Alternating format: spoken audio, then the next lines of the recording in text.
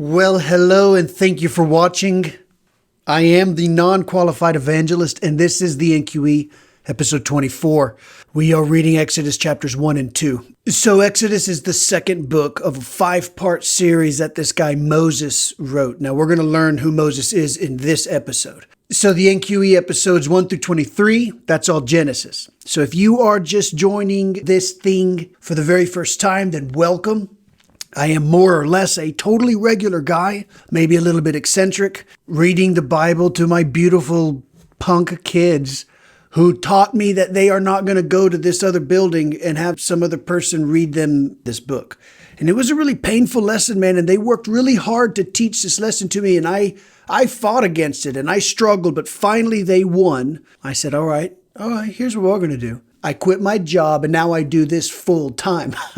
Who's laughing now? They don't get any more luxury shoes. As it turns out, this thing has turned into the best thing I've ever done. I am dedicated to read and illustrate and give my thoughts on every single book of the Bible from the perspective of a totally regular guy talking to his kids and maybe talking to some family members or whatnot. So if you like these videos, and I hope that you do and you benefit from them, then consider subscribing. I like to pray before each reading, so close your eyes, bow your head. Father, thank you for this book. Thank you for the persistence in being able to get through it and entering into this new chapter. I'm super excited, and I hope the listeners enjoy this story as much as I do. Guide us along so that we understand what it is that you're trying to tell us and why this story exists in the first place. Amen. Exodus 1. And these are the names of the children of Israel who were coming to Egypt. With Jacob, each man in his household came. Reuben, Simeon, Levi, and Judah. Issachar, Zebulun, and Benjamin. Dan and Naphtali. Gad and Asher.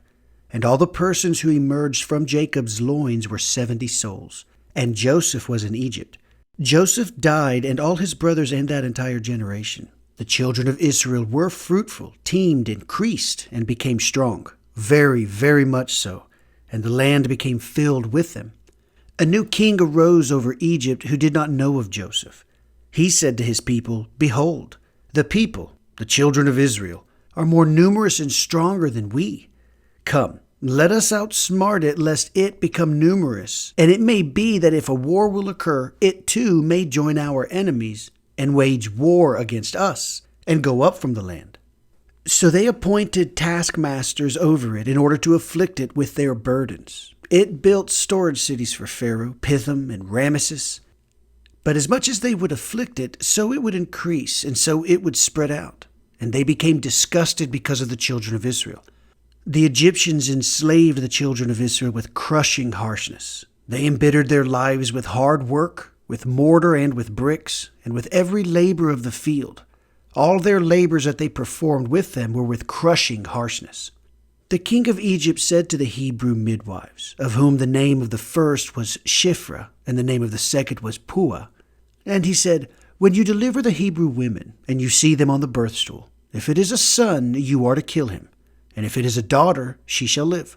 But the midwives feared God, and they did not do as the king of Egypt spoke to them. And they caused the boys to live. The king of Egypt summoned the midwives and said to them, Why have you done this thing, that you have caused the boys to live? The midwives said to Pharaoh, Because the Hebrew women are unlike the Egyptian women, for they are experts. Before the midwife comes to them, they have given birth. God benefited the midwives, and the people increased and became very strong. And it was because the midwives feared God that he made them houses. Pharaoh commanded his entire people, saying, Every son that will be born, into the river shall you throw him, and every daughter shall you keep alive. Exodus 2. A man went from the house of Levi, and he took a daughter of Levi. The woman conceived and gave birth to a son. She saw that he was good, and she hid him for 3 months.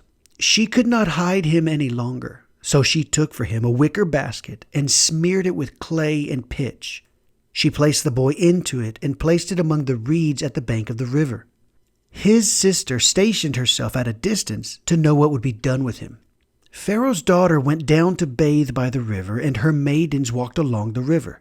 She saw the basket among the reeds, and she sent her maidservant, and she took it. She opened it and saw him, the boy, and behold, A youth was crying. She took pity on him and said, "This is one of the Hebrew boys." His sister said to Pharaoh's daughter, "Shall I go and summon for you a wet nurse from the Hebrew women who will nurse the boy for you?" The daughter of Pharaoh said, "Go." The girl went and summoned the boy's mother. Pharaoh's daughter said to her, "Take this boy and nurse him for me, and I will give your pay." So the woman took the boy and nursed him. The boy grew up, and she brought him to the daughter of Pharaoh, and he was a son to her. She called his name Moses, as she said, "For I drew him from the water." It happened in those days that Moses grew up and went out to his brethren and observed their burdens. He saw an Egyptian man striking a Hebrew man of his brethren. He turned this way and that and saw that there was no man. So he struck down the Egyptian and hid him in the sand. He went out the next day, and behold, 2 Hebrew men were fighting. He said to the wicked one, "Why would you strike your fellow?"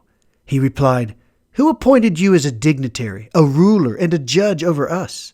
Do you propose to murder me as you murdered the Egyptian?" Moses was frightened, and he thought, "Indeed, the matter is known."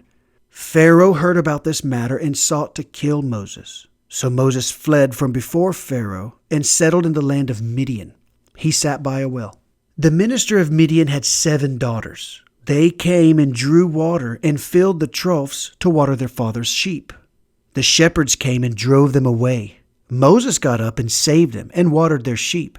They came to Reuel, their father. He said, "How could you come so quickly today?" They replied, "An Egyptian man saved us from the shepherds, and he even drew water for us and watered the sheep." He said to his daughters, "Then where is he? Why did you leave the man? Summon him and let him eat bread." Moses desired to dwell with the man, and he gave his daughter Zipporah to Moses. She gave birth to a son, and he named him Gershom, for he said, "I have been a stranger in a foreign land." During those many days, it happened that the king of Egypt died, and the children of Israel groaned because of the work, and they cried out. Their outcry because of the work went up to God. God heard their moaning, and God remembered his covenant with Abraham, with Isaac, and with Jacob. God saw the children of Israel, and God knew. All right, that was Exodus 1 and 2. Here's where we are. All of these children of Jacob, they now constitute Israel. They still live in Egypt. And they've done extraordinarily well for themselves. They are rich, they are powerful, and in every world, being rich and powerful means you are also influential. So this new king, he's looking at these rich and influential Hebrews, and he's thinking to himself, one, this is an enormously powerful group of foreigners. They do not share the Egyptian values. They're not from here. We don't trust them. Number 2, we learned back in the days of Joseph that the Egyptians think that the Hebrews are scumbags. So they never really treated them particularly well. Perhaps Pharaoh is now saying to himself, these rich and powerful Hebrews, they're going to seek revenge on us, the Egyptians, who've been treating them so poorly for these last however many years. Or maybe Pharaoh just simply hates Israel. He resents their influence and their power. Remember, Joseph knew that this was going to happen. When he brings his brothers to Pharaoh, he brings the most unimpressive of his brothers so that the Pharaoh doesn't get all nervous. But time has proven that that was impossible to keep a secret, because now this Pharaoh is looking at the impressive part of the Hebrews and he's not happy. So these Hebrews become slaves. They start working for Pharaoh and build all these public works all over the entire country. And it's not wonderful and friendly and pleasant labor. It's miserable labor. So these guys, they go home to their wives, broken and beaten, and there's no Netflix to watch. So they do what husbands and wives do. And then the nation of Israel ends up becoming even bigger. So Pharaoh's looking at this thing. He's thinking to himself, oh, geez, these guys they're growing even more powerful now. So he says to the midwives, when these women start banging out these boys, these young boys, you got to kill these guys. The midwives, obviously, they're disgusted. This goes against their very nature, and they lie to Pharaoh to his face. Like, yeah, sure, we'll do this. And then they absolutely don't do that. And then when he catches them, they say, well, hold on a second.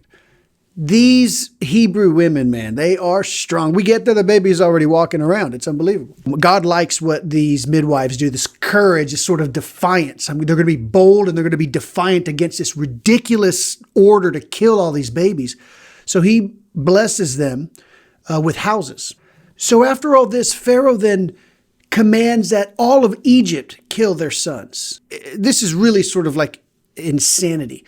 So some of these Jewish scholars from way back in the day proposed this idea that perhaps Pharaoh at this time, he had been given this advice from his his sorcerers or something, or the astrologers or whatever. They did their things and they came up to Pharaoh and they say, Pharaoh, listen, man, these Hebrews, something's about to happen. These guys, they're going to come at you. Somebody has been born among this group that's going to come and is going to cause a lot of trouble for your kingdom or for your throne. This is maybe one of the reasons why he said, let's kill these young people. Let's kill the babies. Because obviously, if he wanted just simply to thin the population, start killing the women so that the men can't populate her. But you wouldn't want to kill your workforce, so you wouldn't want to kill the men, but killing these babies just seems crazy. It just simply seems crazy. But if it fits within the context of, oh no, somebody special is about to be born, then it sort of makes sense.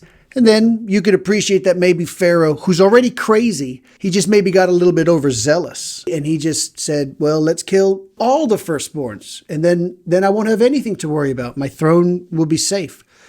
Or whatever. In either case, it is insane. So at this time, in this sort of a climate, this guy Moses, the author of all of these books, he's born. And he's born to Levite parents.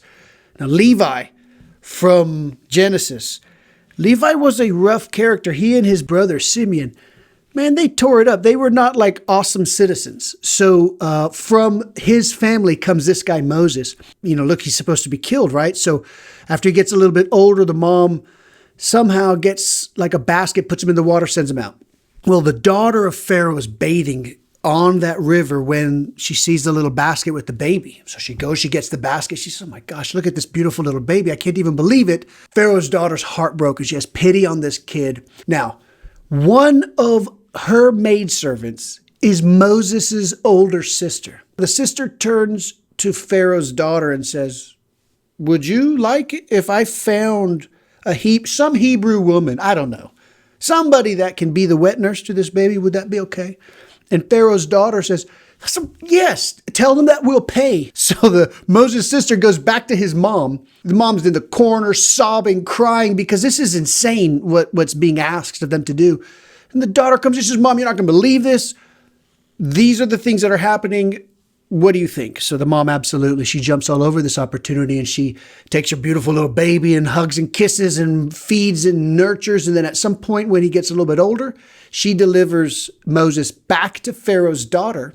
And Moses becomes like a son to Pharaoh's daughter. In fact, Pharaoh's daughter is the one who named Moses. And it is an Egyptian name and it means drawn from the water. So later Moses gets a little older. I'm guessing that maybe the Pharaoh's daughter told him, hey, you're Hebrew, you're not Egyptian, or maybe he noticed like he looked different or something. So perhaps out of curiosity, he wanders over there near where the Hebrews are. He takes a look at what's going on and he sees this Egyptian guy beating up this Hebrew. So Moses takes a quick little look around, makes sure nobody's looking, and he goes up and he kills the Egyptian, throws him in some sand. Probably thinking to himself, hey man, I'm one of you. I see that you're getting beat up. That's not fair. I see the oppression. That's terrible. Hey, I'm here to help, right? Next day, he goes back. He sees two Hebrew men fighting themselves. Moses doesn't even understand. He says, wait, hold on a second. The Egyptians are fighting you guys. Why are you fighting yourselves? That doesn't make any sense. So he goes over there. He says, brothers, stop. And they turn and they're like, are you going to kill us like you killed the Egyptian too? And Moses freaks out. He's like, oh no, this is not good. If Pharaoh finds out, which he does, he will want to kill me. And Pharaoh does want to kill him. So Moses packs his stuff. He gets to Midian. He's resting. This group of women and their sheep show up. And these other guys, they start bothering and harassing these women. Well, Moses stands up. He's like, you know what? It's like in his DNA to defend the weak or something. So he's like, might as well. So he gets up and he fights these guys, runs them off. Well, the women are totally blown away. They go back and tell their dad, who's a government official of the town. They say, Dad, you're never going to believe it. This guy, we're at the well. These scumbags came and they started messing with us. He got up and he chased him. It was unbelievable. He chased him off. He protected us. So they get Moses. They're having dinner or whatever. It turns out Moses doesn't want to leave. This is a good setup. He ends up marrying one of the daughters. They have a beautiful son named Gershom. Now God recognizes it's time to fulfill this covenant that he has with Abraham. And this is essentially where the story ends. And this is where the story ends.